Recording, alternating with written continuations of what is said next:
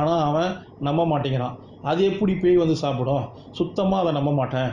இல்லை, எனக்கு என்னமோ உங்கள் மேலே தான் சந்தேகமாக இருக்குது. உங்களில் யாரோ ஒருத்தவன் தான் ராத்திரியில் இப்படி உட்காந்து சாப்பிடணும் வைக்கணும் அப்படிங்கிறான் நம்ம டைரக்டர். அதே சமயம் அந்த பக்கம் நம்ம சாமியார் போகிறத பார்த்துட்டு சாமி அப்படின்னு சத்தம் போட்டு கூப்பிடுறான். குடிக்க தண்ணி கொடுத்து என்ன நடக்குது ஏது நடக்குதுன்னு கேட்டால் அவர் பேசுகிற பேச்சு கொஞ்சம் கூட புரியல. புதிராக இருக்கு. நீங்கள் பதிலை தேடிட்டு இருக்கீங்க தம்பி, பதிலை பின்னாடி பார்ப்போம். சிவனோட அருளால் பதில் கிடைக்கும். ஆனால் அந்த பதில் கிடைக்கணும்னா சரியான கேள்வியை கேட்கணும் தம்பிங்கிறாரு. என்ன கேள்வின்னு இவங்களுக்கு புரியல. தீராத பசி ஒன்று சுத்தி பசி இடங்கா காத்து கிடக்குது அப்படின்னு ஏதோ விடுகதை போடுறாப்புல. கேட்க வேண்டிய கேள்வியை கரெக்டா கேட்டா கிடைக்க வேண்டிய பதில் கரெக்டா கிடைக்கும்னு சொல்லிட்டு போயிடுறாரு. என்னதான் சொன்னார்னு இவங்களுக்கும் ஒன்றும் புரியல. புதிரா இருக்கு. அதுக்கப்புறம் அவங்களுடைய சிற்றறிவை பயன்படுத்தி பேசாம ஒரு சிசிடிவி கேமரா செட் பண்ணிடலாம் முடிவு பண்ணி வீட்டில் சிசிடிவி கேமரா செட் பண்ணிட்டாங்க. கிச்சனையும் ஹாலையும் கவர் பண்றாப்புல. சாப்பாடை